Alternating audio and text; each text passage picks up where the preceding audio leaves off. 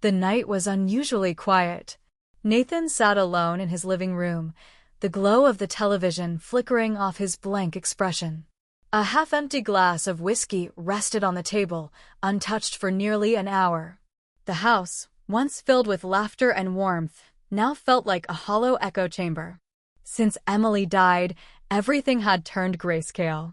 Her photos still hung on the walls, her perfume still lingered faintly in the hallway, and her favorite mug still sat in the kitchen sink, as though she would walk through the door any minute and claim it. It had been 6 months. A car accident had taken her life. Sudden, brutal, the kind of tragedy that left questions nobody could answer. Nathan had replayed the night over and over. What if she hadn't taken that road? What if the brakes hadn't failed? What if he had convinced her to stay home just 5 minutes longer? He reached for his phone, not to call anyone, but out of habit.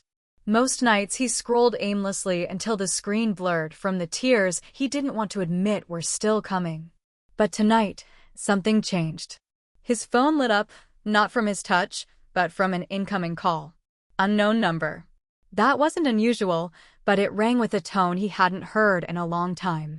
Emily's custom ringtone. The same one he had assigned to her the day they got married. His heart nearly stopped. He stared at the screen. Unknown number in bold letters, but underneath it, the words felt like a cruel joke. Calling. He didn't answer it. He couldn't. His hands trembled, his breath caught in his throat, and before he could bring himself to react, the call ended. The room plunged back into silence. He waited, frozen, staring at the dark screen as if it held the answers. Then a notification popped up. One new voicemail. His blood ran cold. He tapped it. No voicemail transcription, just the number and the option to play the audio. He hesitated. Every instinct told him this was a prank, some mistake, or a cruel coincidence. But something deeper, something in his chest, whispered that he needed to hear it. He needed to know. He pressed play. At first, nothing. Just static. Then, breathing. Soft, raspy, familiar. Then a whisper. Nathan. He dropped the phone. It clattered onto the hardwood floor, the audio still playing, now muffled. He scrambled to pick it up again, his heart thundering in his chest. The voice was faint, strained, but unmistakable. It's me. I don't have long. He felt dizzy. That voice belonged to Emily. Not a perfect copy, not synthesized or edited. It was her, with the same vulnerability she used to have when she cried late at night in his arms. I'm trying to reach you. Don't trust him. The voicemail cut off there. No context. No explanation. Just that haunting message. Don't trust who? Nathan sat frozen for minutes, phone still in hand, trying to convince himself it was a dream. But it wasn't. The voicemail was real. Her voice was real. And now a seed of fear had taken root in his gut. The next morning, he took the phone to his friend Jeremy, a tech expert who had helped him with his security setup at home. Jeremy ran software checks, audio verifications, everything. I'm not sure how to tell you this, Jeremy said, after hours of analysis, but the voicemail, there's no metadata. No record of the number. No origin ping. It's like it didn't come from any carrier network. Nathan stared. That's impossible. I know. But it's not a spoof. The audio, it's clean. Organic. Not synthetic. Nathan's head spun. There was no logical explanation. And the message, don't trust him, kept gnawing at him. That night, Nathan couldn't sleep. He stared at Emily's photo by his bedside. Her soft smile, the one that never looked forced, stared back at him. He needed answers, and there was only one place he could think to go: her grave. He arrived at the cemetery around midnight. The air was still, the moon high and bright enough to cast shadows through the trees. He knelt at her gravestone, unsure what he was even expecting. Maybe peace. Maybe nothing. But then his phone buzzed again. Unknown number. The same ringtone. This time, he answered. Hello? He whispered. Silence. Then, you have to leave the house. It was Emily again.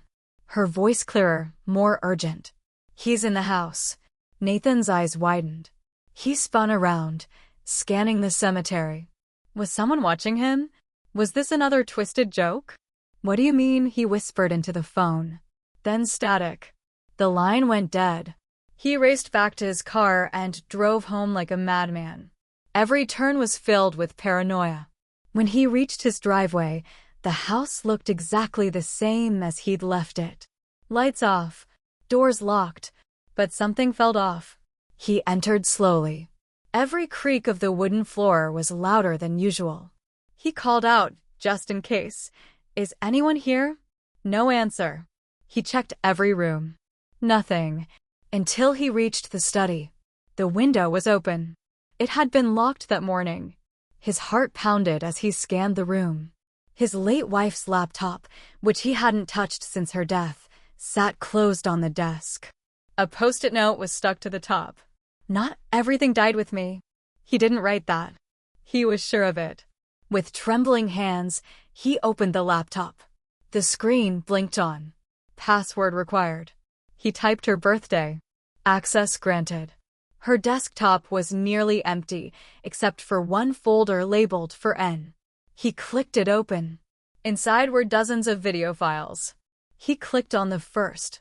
Emily appeared on screen, pale and tired-looking. The background was their bedroom. "If you're watching this," she said, "then I'm probably gone." Nathan's mouth went dry. "I started noticing things a few months ago. Files disappearing from my computer. Messages I never wrote being sent. I thought I was going crazy until I found out someone had been inside our home while we were sleeping." Nathan froze. He remembered those strange nights, times Emily would wake up and say she heard noises, or times his car keys would be in the wrong place. "I think someone was watching me, listening, and I think it's someone we know." She paused. "Jeremy." Nathan nearly dropped the laptop. "His friend? The one who analyzed the voicemail?" "I know it sounds crazy," Emily continued, "but I saw messages on his phone. He's been following me. Tracking me. I think he sabotaged the car." The video cut off. Nathan backed away from the desk. His phone buzzed again. A message this time. "You weren't supposed to see that. Unknown number." Nathan bolted out of the house. He drove straight to the police. Showed them the video. Showed them the phone. They launched an investigation immediately. Within 48 hours, Jeremy was arrested. Surveillance footage from his own smart home system, encrypted but recoverable, showed him sneaking into Nathan's home months ago. He'd installed spyware, cameras, even set up remote access to Emily's car. He had been obsessed with her for years, secretly. They found a hidden folder on his computer full of photos, some taken through Windows. Others far more disturbing. It was a horrifying betrayal. But justice was swift. Nathan attended every court hearing. He listened to every detail. The prosecution said it was the most well-documented stalking case they'd seen in years. After the sentencing, Nathan returned home. The house felt different now. Lighter. Safer. He played the voicemail one last time. "Nathan, it's me. I don't have long. Don't trust him." He whispered back, as if she could still hear him. "I didn't." "Thank you." Then, for the first time in months, he deleted the voicemail. But that night, as he prepared for bed, he heard something that made his heart stop again. A new voicemail. He stared at the screen. From Emily. He hesitated, then hit play. "Don't forget me. I'll always be watching over you." No static. No warning. Just love. He cried harder than he ever had before. Not from fear, but from the strange comfort that somehow, some part of her, never left.